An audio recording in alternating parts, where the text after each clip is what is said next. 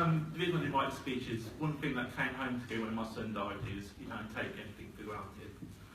So I made no assumptions. The other reason I didn't write a speech is if I did write one, I wouldn't be able to read it, because when I got out of my car yesterday, the glasses fell off my head down the drain. I'm not as articulate as David or Dan is. I tend to just say as it is, say as it comes to me. I'll tell you how Daddy's Evangel started. Imagine this, a 14-year-old boy just learning to walk, running around, throwing DVDs around, grabbing his dad's paper, walking around a bit like a little monkey in the thing, playing around all day.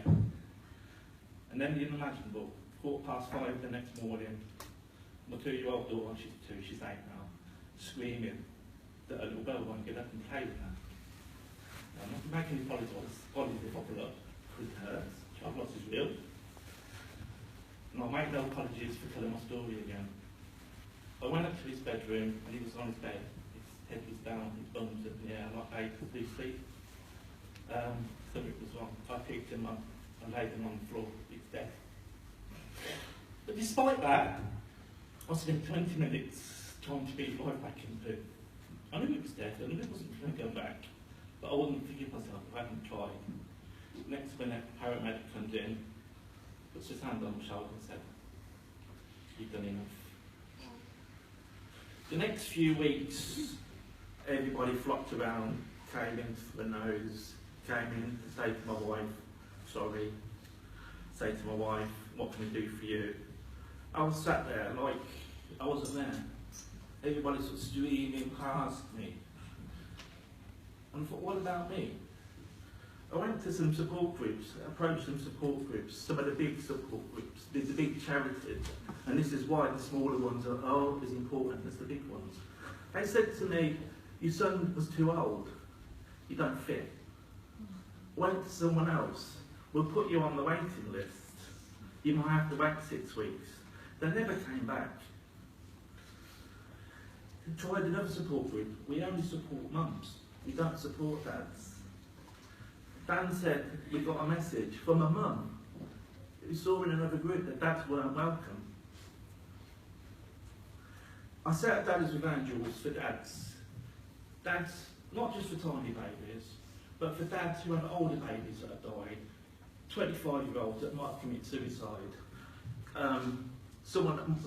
A dad in America whose daughter was in a restaurant having a dinner, her ex-boyfriend came and shot her.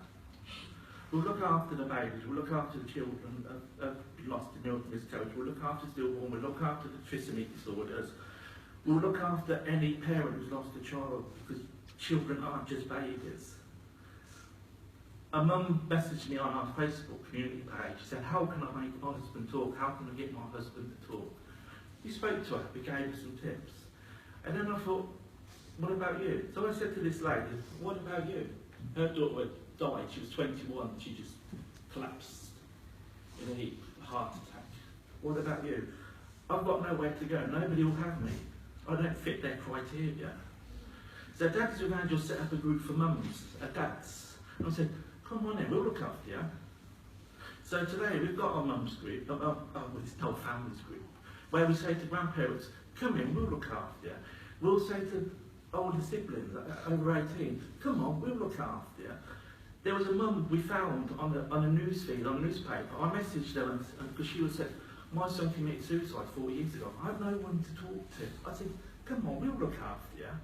I sent her son, an adult son, a wristband, one of our wristbands, brother to an angel. He said, "Thank you for considering us."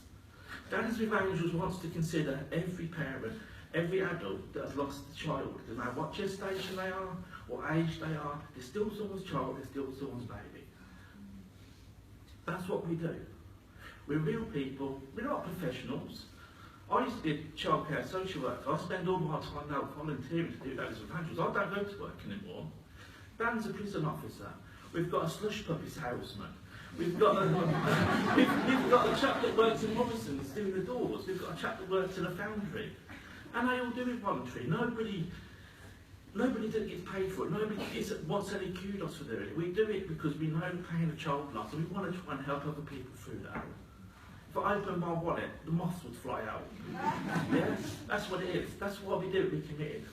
We want to help other people. We want to help people through that pain on that journey. That is